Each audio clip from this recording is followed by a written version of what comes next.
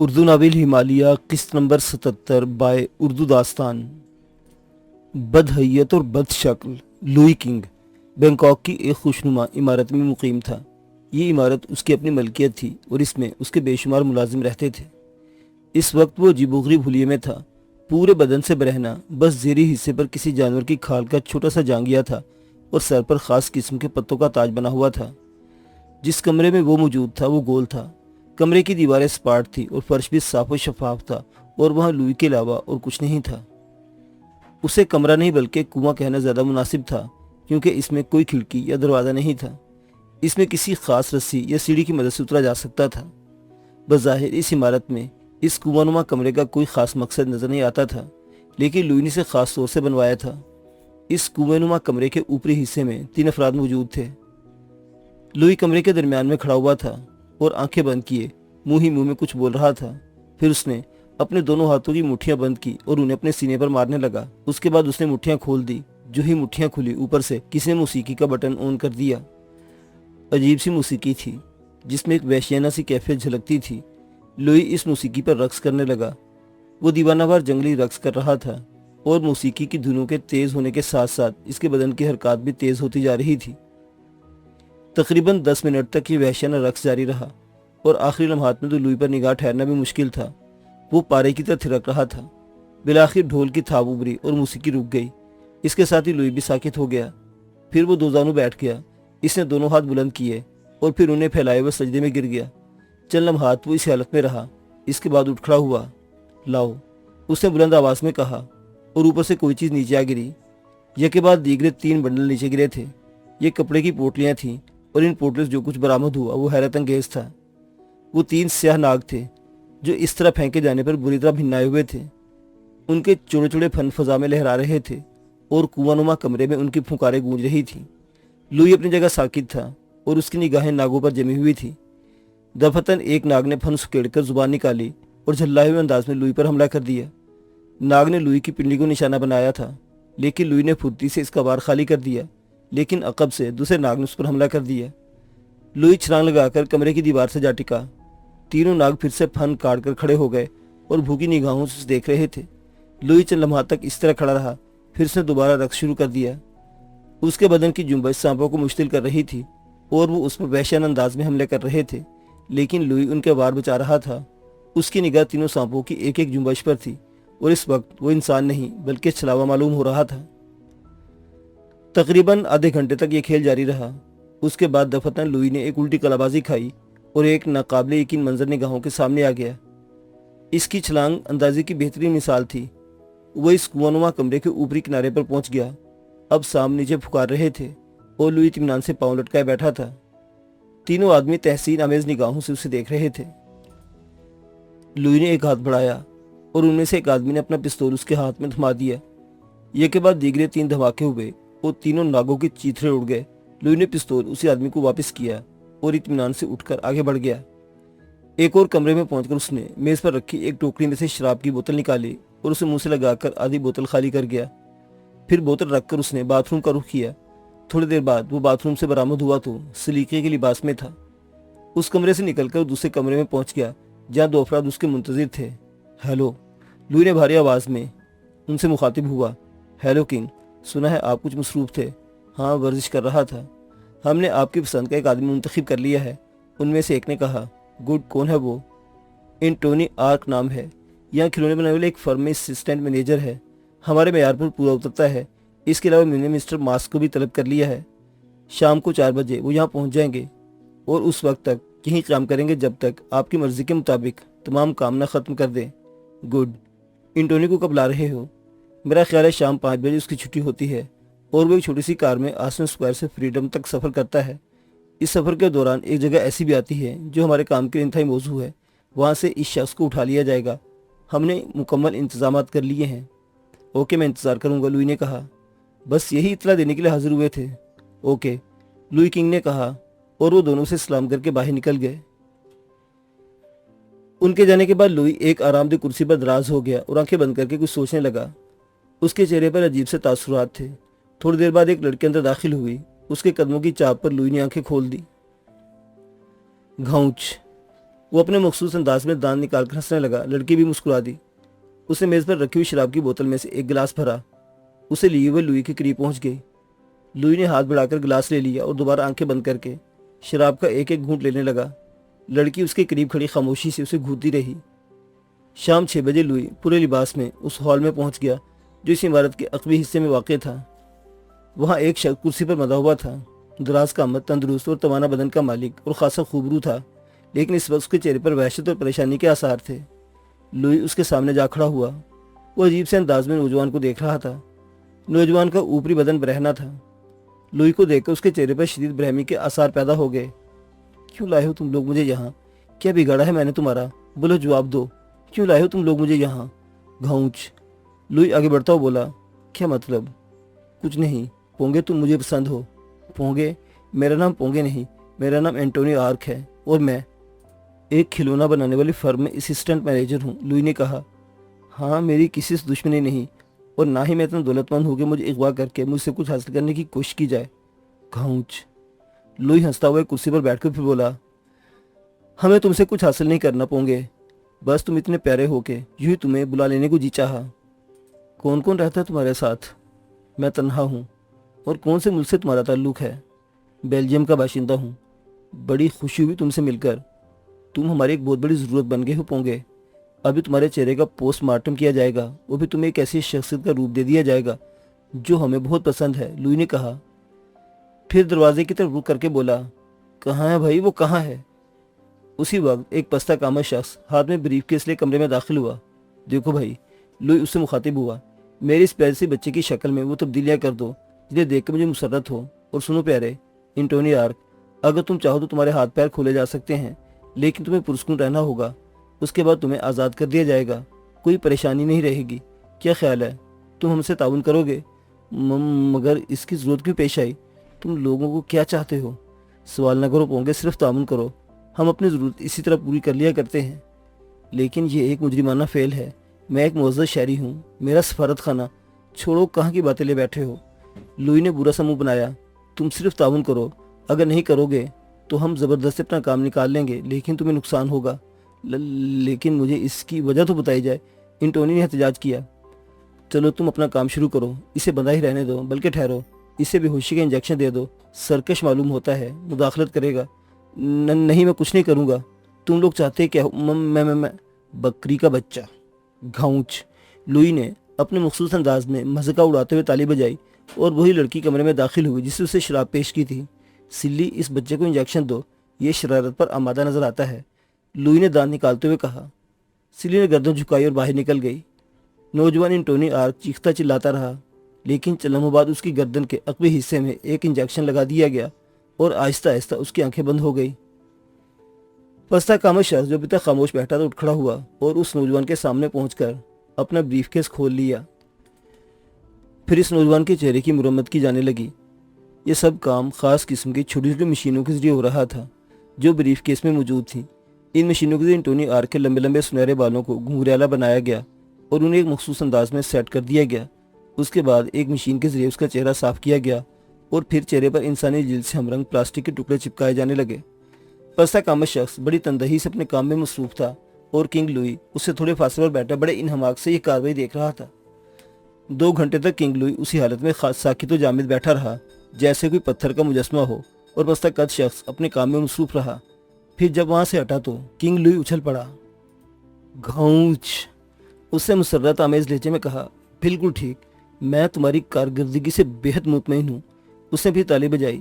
سلی کمرے میں داخل ہوئی۔ سلی سے ہوش میں لانے کا انجیکشن لگا دو۔ سلی گردن خم کر کے پلٹ گئی۔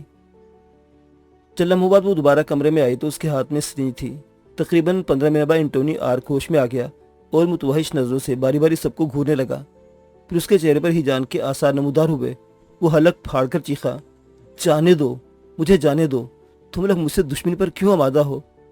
کنگ لوئی نے کوئی جواب نہیں دیا اور مسکراتی نظروں سے اسے دیکھتا رہا۔ میں اتنا کمزور نہیں ہوں، ہر چند کہ میں ایک شریف آدمی ہوں، لیکن اگر تم لوگوں نے مجھے پریشان کیا تو میں تم سب سے نمٹ لوں گا۔ وہ غرایا۔ گھاؤنچ، لوئی نے اپنے مخصوص انداز میں مسکراتے ہوئے کہا اور دروازے کی طرف بڑھ گیا۔ اینٹونی آرک ابھی بھی کرسی پر بندھا ہوا تھا۔ اسے نہیں معلوم تھا کہ اس کے چہرے پر کیا کیا تبدیلیاں رونما ہو چکی ہیں۔ البتہ اسے اپنے چہرے اور سر پر بھاری پن کا احساس ضرور ہو رہا تھا۔ وہ ٹٹول کر بھی معلوم نہیں کر سکتا تھا کیونکہ اس کے ہاتھ کرسی کی پشت پر بندھے ہوئے تھے۔ بے بسی کے عالم میں وہ دروازہ گھور رہا تھا۔ اب اس کمرے میں کوئی نہیں تھا۔ اس نے آنکھیں بند کر لی۔ اس کی سمجھ میں نہیں آ رہا تھا کہ کیا کرے۔ اس وقت رات کے 10 بج چکے تھے۔ اچانک 2 آدمی کمرے میں داخل ہوئے۔ انٹونی آرک نے چونک کر آنکھیں کھول دیں۔ وہ دونوں چہروں ہی سے کافی خطرناک لگتے تھے۔ چند لمحوں تک کھڑے اسے گھورتے رہے، پھر ایک نے آگے بڑھ کر اس کی بندشیں کھول دیں۔ بندشیں کھلتے اچھل کر کھڑا ہو گیا۔ خدا کے لیے مجھے چھوڑاؤ، مجھے واپس پہنچا دو۔ میں بے ضرر انسان ہوں، کسی کو کوئی نقصان نہیں پہنچا سکتا۔ تم جانا چاہتے ہو؟ آنے والوں میں سے ایک نے پوچھا۔ ہاں میں جانا چاہتا ہوں، مجھے چھوڑ دو۔ تو جاؤ، اس شخص نے کہا اور کوٹ کی جیب میں ہاتھ ڈال کر ایک پستول نکال لیا جس پر سائلنسر لگا ہوا تھا۔ کیا مطلب؟ انٹونی نے بوکھلائے ہوئے انداز میں پوچھا، لیکن دوسرے لمحے اس کی دلخراش چیخ گونج اٹھی۔ سائلنسر لگے ریوالور کی گولی انٹونی کے پہلو میں پیوست ہو گئی۔ دوسری گولی اس کے سینے کی ہڈیوں کو توڑتی ہوئی نکل گئی۔ آرک گر پڑا۔ چند لمحوں تک اس نے تشنجی انداز میں ہاتھ پاؤں مارے، پھر وہ سرد ہو گیا۔ اس کے جسم سے بہنے والا خون دور دور تک پھیل گیا تھا۔ وہ دونوں پرسکون انداز میں کھڑے اسے دم توڑتے دیکھتے رہے۔ پھر وہ جب سرد ہو گیا تو دونوں ایک دوسرے کی طرف دیکھا۔ کام ہو گیا ہے، ٹھیک ہے، کنگ کو اطلاع کر دو، دوسرے نے کہا، اور وہ شخص کمرے سے باہر نکل گیا۔ چند لمحوں بعد کنگ کمرے میں داخل ہوا اور فرش پہ پڑے ہوئے انٹونی آرک کے مردہ جسم کو دلچسپی سے دیکھنے لگا۔ پھر ان کی طرف رک کر کے بولا، اب اسے بڑی عزت و احترام کے ساتھ لے جاؤ اور مطلوبہ جگہ چھوڑ آؤ۔ Okay king. ان دونوں نے بیک وقت جواب دیا اور کنگ لوئی باہر نکل گیا۔ آئیوی کے جانے کے بعد نعمان خان کافی دیر تک خیالات میں ڈوبا رہا۔ آئیوی حالانکہ اس کے پاس قیام کے لیے آئی تھی، لیکن اس گفتگو کے بعد آئیوی نے اسے اجازت چاہی تھی اور کہا تھا کہ وہ اس کے ذہن پر بار بننے کے لیے اب یہاں نہیں رہے گی اور اپنے ڈیڈی کے ساتھ ہی قیام کرے گی۔ نعمان خان نے اسے لاکھ سمجھایا کہ ڈاکٹر بریٹو اس کی یہی قیام کا خواہش مند ہے، لیکن آئیوی نہیں مانی تھی۔ پتہ نہیں اس کی ذہنی کیفیت کیا تھی۔ بہر تو نعمان خان نے ٹیلی فون کر کے ڈاکٹر بریٹو کو اس سلسلے میں اطلاع دے دی تھی اور بریٹو نے بھی کوئی خاص اختلاف نہیں کیا تھا۔ آئیوی کے جانے کے بعد نعمان خان کافی دیر تک گہری سوچ میں گم رہا۔ اسے ایک عجیب سی خلش کا احساس ہو رہا تھا۔ آئیوی سے گفتگو کرنے کے بعد اس کے زخم ہرے ہو گئے تھے۔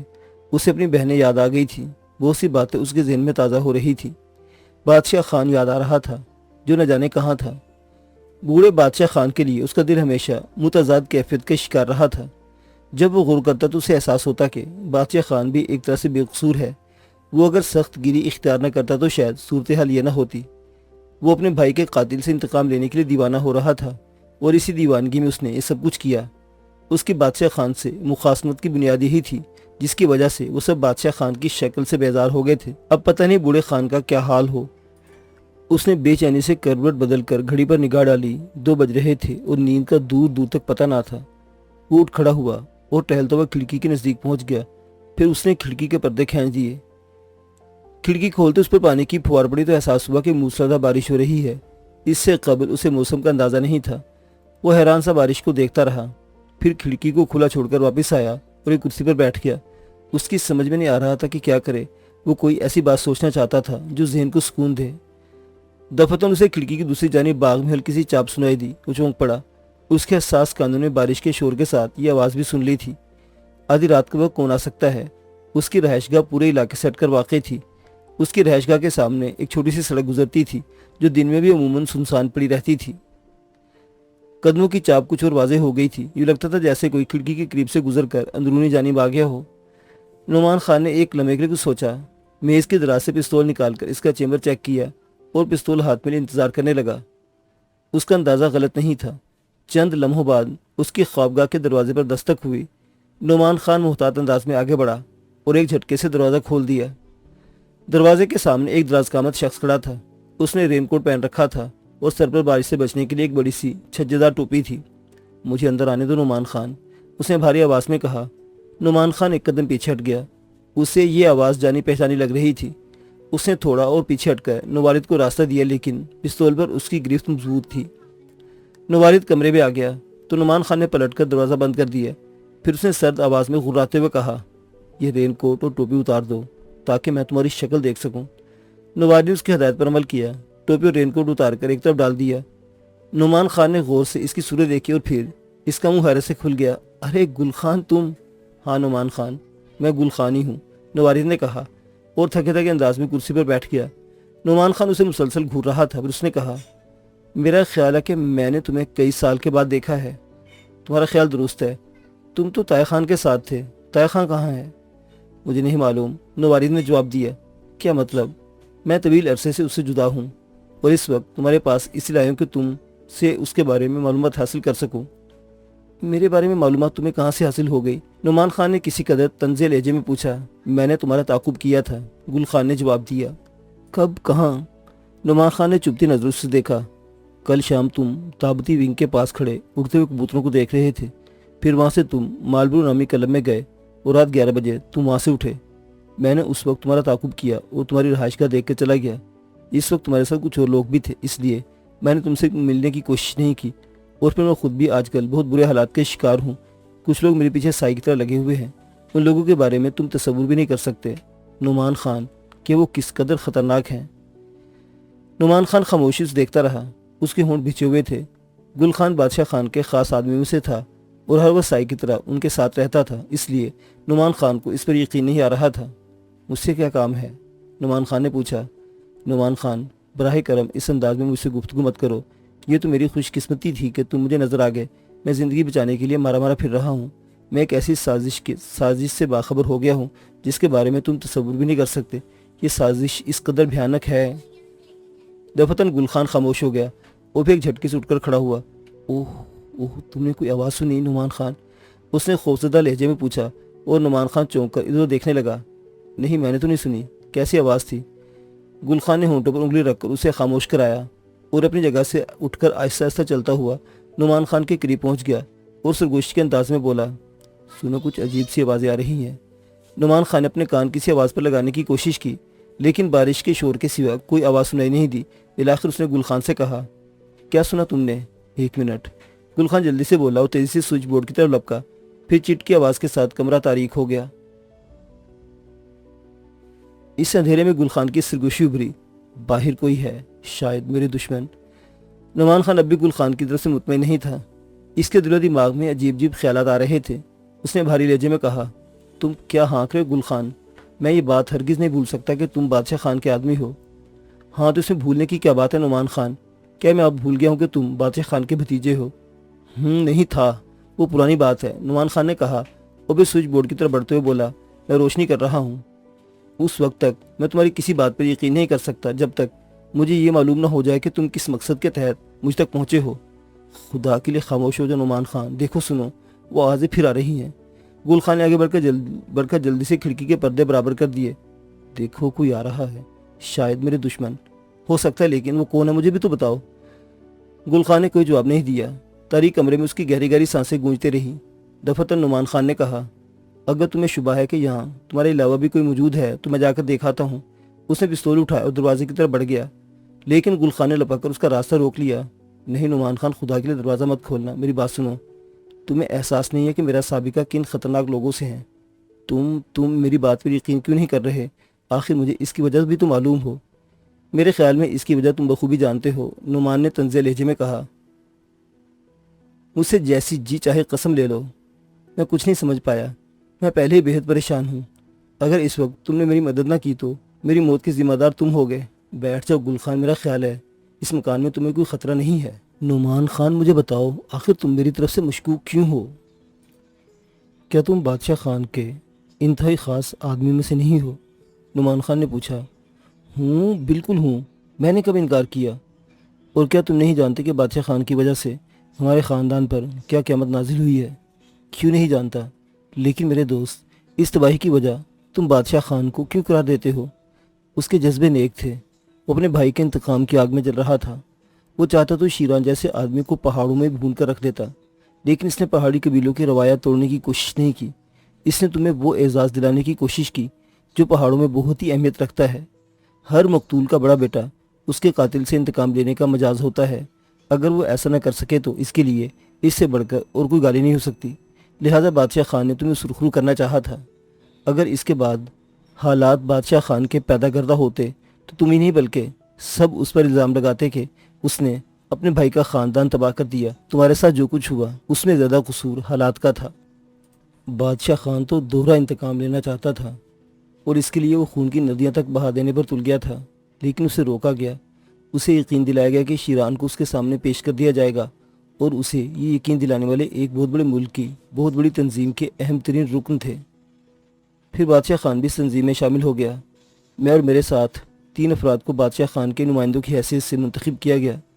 تنظیم کی طرف سے دی جانے والی تمام ہدایات میرے ہی ذریعے بادشاہ خان تک پہنچتی تھی۔ ہم تنظیم میں رہ کر بادشاہ خان کے لیے کام کرتے اور تنخواہ ہمیں اسی ملک سے ملتی تھی، لیکن نعمان خان، تمام برائیوں کے باوجود ہمارے سینوں میں پہاڑوں کی محبت ہمیشہ سے رہی ہے اور رہے گی۔ ہم سب سے دغا کر سکتے ہیں، لیکن ان خوبصورت چٹانوں سے نہیں جن کے سائے میں ہم کھیل کر جوان ہوئے تھے۔ ہم ان چٹانوں کے خلاف کوئی قدم نہیں اٹھا سکتے۔ تنظیم میں رہتے ہوئے اتفاق سے ایک بار میں نے ایک سازش کی بو سونگھ لی۔ مجھے اس سازش کا اشارہ بیروت کے ایک پرونو کیفے میں ملا۔ پھر اس کا سراغ لگانے کے لیے مجھے دنیا کے بے شمار ممالک کی خاک چھاننا پڑی، اور پھر جو معلومات مجھے حاصل ہوئی وہ… گل خان بولتے بولتے رک گیا۔ اس نے خوفزدہ نگاہوں سے پہلے کھڑکی کی طرف اور پھر دروازے کی طرف دیکھا۔ اس کے چہرے پر پسینے کے قطرے نمودار ہو گئے تھے۔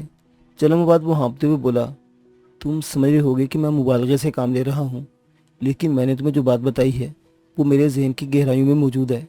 اگر یہ سازش پایہ تکمیل کو پہنچ گئی تو ہمارے مقدر غیروں کے ہاتھوں میں ہوں گے اور پہاڑ ان کے قیدی ہوں گے۔ مجھے اس سازش کا پتہ چلانے کے لیے اپنے 3 آدمی کھو دینے پڑے۔ ابھی تک بادشاہ خان کے کانوں تک یہ بات نہیں پہنچی ہے، لیکن ان لوگوں کو معلوم ہے کہ میں ان کا راز پا چکا ہوں۔ چنانچہ انہوں نے مجھے خاموش کرنے کی ہر حربہ آزما لیا ہے۔ مجھ پر تقریباً 15 قاتلانہ حملے ہو چکے ہیں اور میں بمشکل انہیں جل دینے میں کامیاب ہوا ہوں، لیکن میری زندگی کسی وقت بھی موت کے منہ میں جا سکتی ہے۔ وہ بہر صورت مجھے قتل کر دینا چاہتے ہیں۔ مگر وہ سازش کیا ہے گل خان؟ نعمان خان کے لہجے میں اب کچھ نرمی پیدا ہو گئی۔ مجھے اس سازش کی تمام جزیات کا تو علم نہیں، مختصراً اتنا ہی بتا سکتا ہوں کہ وہ پہاڑوں پر اقتدار کے خواب دیکھ رہے ہیں۔ وہ ہمیں اپنا غلام بنانے کے خواہاں ہیں، اور اس سازش کی جڑیں نہ جانے کہاں کہاں تک پھیلی ہوئی ہیں۔ میرے پاس کچھ ایسے اہم نکات موجود ہیں جو اگر بادشاہ خان تک پہنچ جائیں تو وہ ان کے بارے میں صحیح طور پر معلوم کر سکتا ہے۔ تمہارا کیا خیال ہے گل خان؟ بادشاہ خان، جسے ان لوگوں نے اس علاقے کا سربراہ مقرر کیا ہے، اس سازش سے لا علم ہوگا؟ میں اس بارے میں کچھ نہیں کہہ سکتا، لیکن میں بادشاہ خان کی فطرت سے واقف ہوں۔ اگر اسے صحیح حالات کا علم ہو گیا ہوتا تو وہ ان لوگوں کا ساتھی ہرگز نہ بنتا۔ وہ برا ضرور ہے، لیکن وہ اپنی مٹی، اپنی زمین کو غیروں کے ہاتھ کبھی فروخت نہیں کر سکتا۔ بہرطور اب تم یہ بتاؤ کہ میں تمہارے لیے کیا کر سکتا ہوں؟ نعمان خان نے پوچھا۔ میں یہاں ایک شخص سے ملنے آیا تھا جو مجھے بادشاہ خان تک پہنچا سکتا ہے۔ اس شخص کا نام حارث آبدی ہے، اور یہ تمہیں فلائنگ اسٹریٹ کے ایک ہوٹل اپرسن میں مل سکتا ہے۔ یہ شخص میرے ان معاملات سے کس حد تک واقف ہے۔ ویسے مجھے اطلاع ملتی تھی کہ بادشاہ خان بھی بینکاک میں موجود ہے اور وہ یہیں رہ کر اپنے کاروبار کو کنٹرول کر رہا ہے۔ کہاں؟ نعمان خان چونک پڑا۔ بینکاک میں نے یہی سنا تھا۔ دراصل بادشاہ خان ایک طرف تو تنظیم کا رکن ہے، دوسری طرف اس نے اپنا ایک الگ گروہ بنا لیا ہے جو اسمگلنگ کرتا ہے۔ اس گروہ میں مختلف ممالک کے 8 افراد شامل ہیں جو اپنے اپنے ملک میں بادشاہ خان کے مفادات کی نگرانی کرتے ہیں۔ میں ان 8 افراد کو جانتا ہوں۔ ان میں سے ایک جرمن ہے، 2 برطانوی ہیں، 2 فرانسیسی ہیں، ایک بیلجیم کا باشندہ ہے اور ایک انڈین ہے۔ خدا کی پناہ، تو کیا بادشاہ خان بھی؟ ہاں، بادشاہ خان بھی، اور وہ بینکاک میں موجود ہے؟ ہاں۔ تمہیں یقین ہے گل خان؟ ہاں، مجھے یہی اطلاع ملی تھی، اس لیے میں یہاں اس شخص سے ملنے آیا ہوں جو بادشاہ خان کا پتہ جانتا ہے۔ نعمان خان کے ذہن میں دھماکے ہو رہے تھے۔ بادشاہ خان کے کاروبار کے متعلق وہ اتنا تو جانتا تھا کہ وہ کئی ممالک میں پھیلا ہوا ہے، لیکن وہ اسمگلر ہوگا یہ اسے نہیں معلوم تھا۔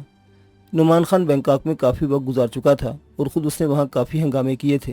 اگر بادشاہ خان وہاں موجود ہوتا تو کہیں تو اس کا نام سننے کو ملتا۔ شاید ڈاکٹر بریٹو اس بارے میں کچھ معلوم ہو سکے، یا پھر ممکن ہے گل خان جھوٹ بول رہا ہو۔ دفتن دونوں چونک پڑے۔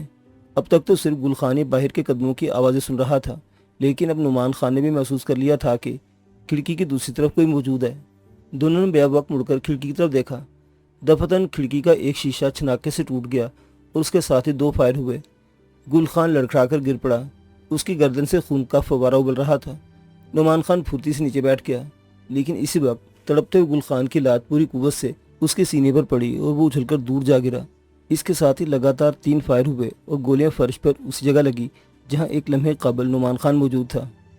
بالآخر وہ لوگ پہنچ ہی گئے۔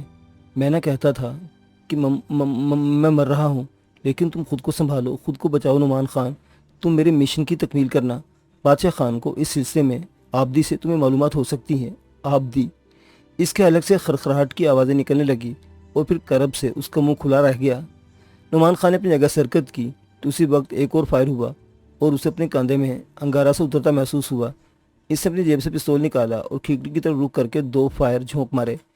ان کے جواب میں کھڑکی پر فائر کیا گیا اور گولی اس کے کان کو چھوتی گزر گئی۔ اس کے ساتھ ہی کئی شیشے ٹوٹے۔ اب وہ لوگ کمرے میں داخل ہونے ہی والے ہیں۔ وہ سانپ کی طرح رینگتا دروازے کی دوسری طرف بڑھا جو ایک چھوٹے سے کمرے میں کھلتا تھا۔ اس کمرے سے گزر کر وہ راہداری میں پہنچ سکتا تھا۔ جیسے ہی وہ چھوٹے کمرے سے نکل کر راہداری میں داخل ہوا، کسی نے اس پر چھلانگ لگا دی اور وہ دونوں الجھ کر گر پڑے۔ نعمان خان نے گرنے کے بعد خود کو سنبھالا، پھر اس کا ایک پاؤں پوری قوت سے گھوما اور حملہ آور کے حلق سے ایک کری چیخ نکل گئی اور وہ 2-3 کلابازیاں کھا کر دیوار سے جا ٹکرایا۔ نعمان خان نے اس وقت اسے الجھنا مناسب نہ سمجھا۔ وہ زخمی تھا اور پھر اسے حملہ آوروں کی تعداد کے بارے میں بھی علم نہیں تھا، لہٰذا اس نے بہتر یہی سمجھا کہ وقت ضائع کیے بغیر اس مکان سے نکل بھاگا جائے۔ چند لمحوں بعد وہ ایک باڑ کے قریب پہنچ گیا جو سڑک اور لون کے درمیان تھی۔ زخموں کی پرواہ کیے بغیر اس نے باڑ کی دوسری طرف چھلانگ لگا دی، جس کے نتیجے میں اس کے جسم پر بہت سی خراشیاں آئیں۔ اسی وقت کسی نے چیخ کر کچھ کہا، غالباً کسی حملہ آور نے اسے ساتھیوں کو خبردار کیا تھا۔ اچانک نعمان خان کو ذرا فاصلے پر کھڑی ہوئی ایک کار کی سرخ بتیاں نظر آئیں اور اس کا ذہن تیزی سے کام کرنے لگا۔ یقیناً یہ کار حملہ آوروں کی ہوگی۔ اگر کسی طرح اس کار پر قبضہ کر لے تو وہ بآسانی یہاں سے نکل سکتا ہے۔ وہ چاروں ہاتھوں پیروں کے بل رینگتا ہوا کار کی جانب بڑھا اور اس کے قریب پہنچ کر آس پاس کسی کی موجودگی کا جائزہ لینے لگا۔ وہاں کوئی نہیں تھا۔ غالباً سب حملہ آور اتر کر مکان میں داخل ہو گئے تھے۔ وہ اس طرح رینگتا ہوا آگے بڑھا اور ہاتھ اٹھا کر کار کے دروازے کے ہینڈل کو دبا کر کھینچا تو دروازہ کھل گیا۔ اس کی باتیں خوشی سے کھل گئی کیونکہ اگنیشن میں چابی موجود تھی۔